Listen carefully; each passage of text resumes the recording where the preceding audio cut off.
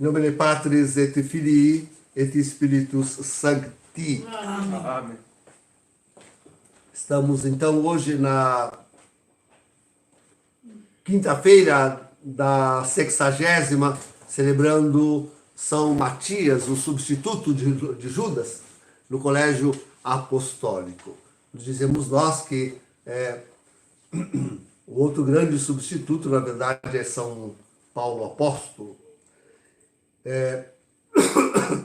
De qualquer forma, para os judeus, era importante o símbolo dos 12, por causa das 12 tribos de Israel, e assim se completar para eles, para os judeus, o anúncio do Cristo, o anúncio da chegada do Messias. Então, sim, a gente devia dizer com toda a força tudo o que Deus podia fazer para convencer os judeus de que ele de fato tinha enviado o Messias, tudo foi feito. Então, torna-se ainda mais grave a recusa dos judeus, porquanto até hoje, depois de tantos séculos, eles não reconhecem Jesus, nosso Senhor, como Messias. Antes, como nos advertem as Escrituras, receberão por primeiro o anticristo como seu Messias. Lembrar que, para eles, Bergoglio, o antipapa, é um grande homem, né? Um grande homem. Então, mas como digo sempre, assim como para os judeus, de alguma forma também para todos nós, para o mundo, para os cristãos, para os católicos, né? De alguma forma, como que se repete a história. Porque hoje estamos na rejeição do Cristo. É impressionante. Isso sempre digo, se para os judeus foi gravíssimo, tanto que estão ainda sob a maldição, quão grave não é para aquela que deve, ou que mantém, sim, para aquela que mantém, apesar de tudo, mantém a aparência de igreja. Não é mais a igreja de Cristo, não é mais. Já o rejeitaram, já o traíram, já fizeram o cisma, mas mantém ainda a aparência de igreja.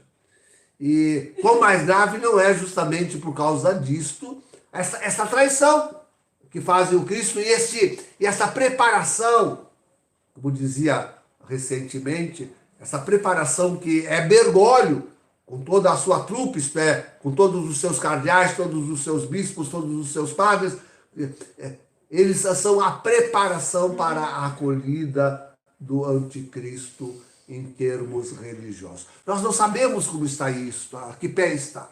Sabemos que, por todos os sinais que nós estamos percebendo, já há uma união entre a prostituta do Apocalipse 17, 18 e 19, isto é, essa falsa igreja católica, já há uma união, uma simbiose perfeita entre essa falsa igreja, essa contra-igreja e o mundo.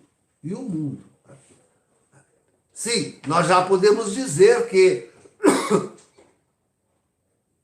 em alguma medida, o próprio anticristo já dá as cartas, já governa, já. Então, queridos, parte deste plano, e vejam, parece ser necessário para a apresentação de Cristo a convulsão universal, a convulsão no mundo.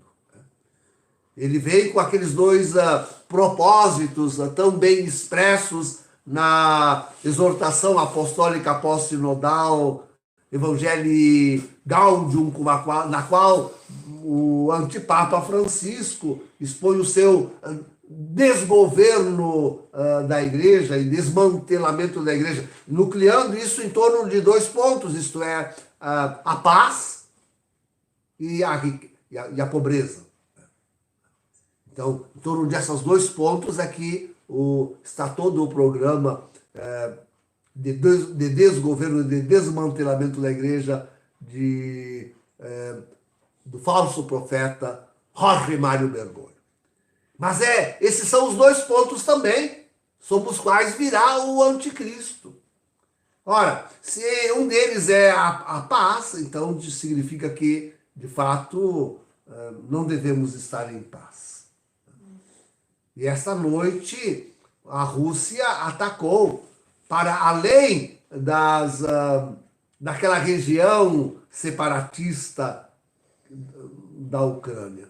E temos relatos de que há vítimas de bombardeios da Rússia, até mesmo em Kiev, a capital da Ucrânia. Então, há palavras de Putin dizendo que ele quer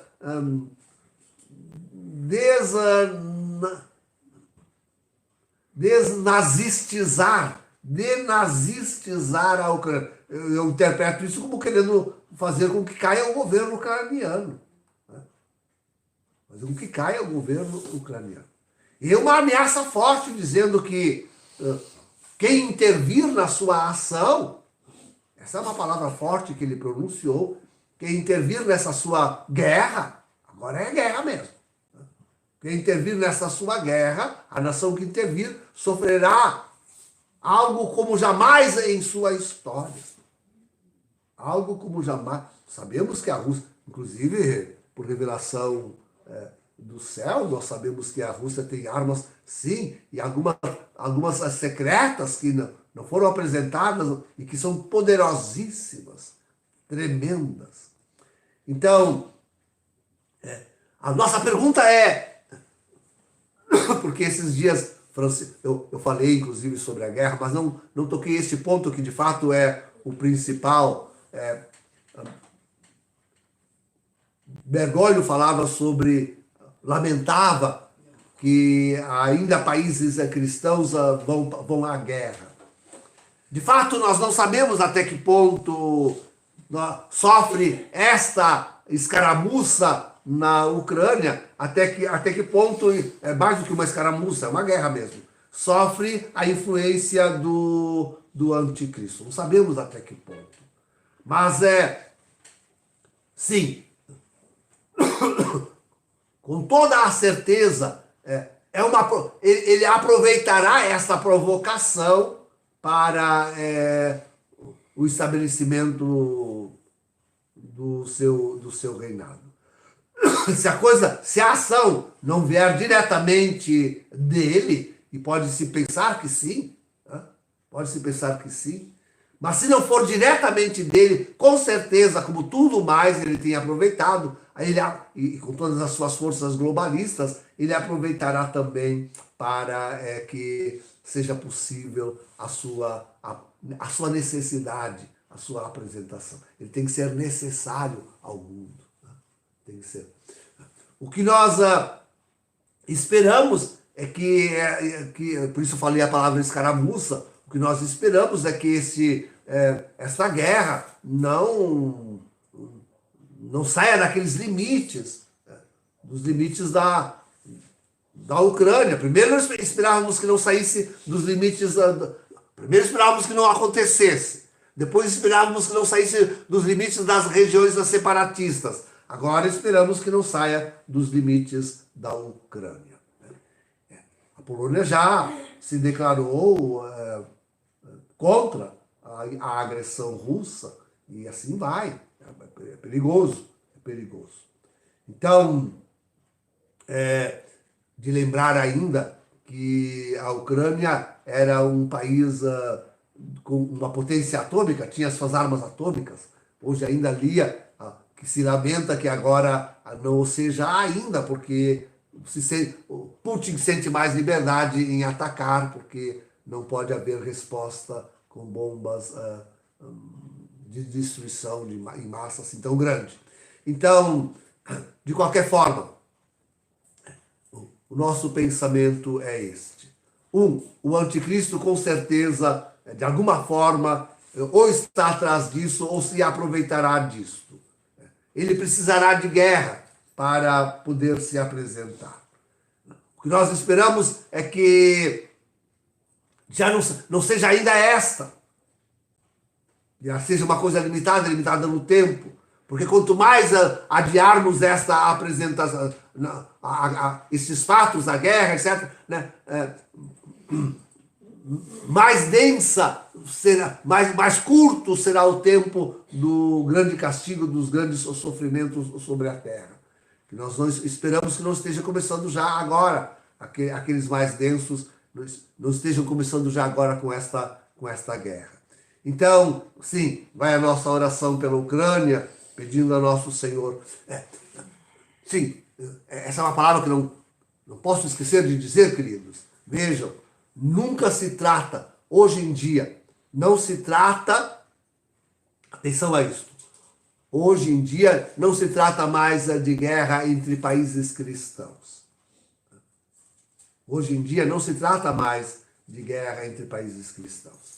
A cristã Rússia com a cristã Ucrânia. Não. Hoje se passa de uma guerra do anticristo, dos globalistas contra a religião católica, sobretudo, e contra a humanidade. Este é o ponto. E aqui é que se encontra o entendimento da realidade que nós estamos sofrendo. Mesmo que não esteja no intento direto do anticristo, na sua influência direta, o começar esta guerra, mesmo que isso seja somente aproveitado por ele para apressar a sua apresentação, mesmo que seja assim mais leve, de qualquer forma, sempre se tratará de uma guerra, ao menos aproveitável, de uma ação ao menos aproveitável pelos globalistas, pelo anticristo, para o seu intento maligno contra a fé católica e contra a inteira humanidade. Ponto. Assim que se deve entender. Este é o entendimento mais perfeito. É o anticristo, são com ele os globalistas, fazendo guerra à fé católica e à humanidade. Mais um intento de destruição da igreja, mais um intento de dizimação, de extermínio da humanidade. Na festa do apóstolo, pedimos que nós nos mantenhamos firmes na fé, que é a maior arma, pior do que as atômicas, a fé católica. Mantenhamos-nos firmes na fé. Eles não conseguirão o seu intento, por guerra nuclear que façam. Esperamos que não seja esta ainda. Mas virá. Se não vier com esta, virá com outra. Uma próxima. Com certeza virá. Mas nós resistamos, guardando a fé e guardando a nossa humanidade, não deixando que ela pereça nas mãos do anticristo e dos seus globalistas. Em nome do Pai, do Filho e do Espírito Santo. Amém.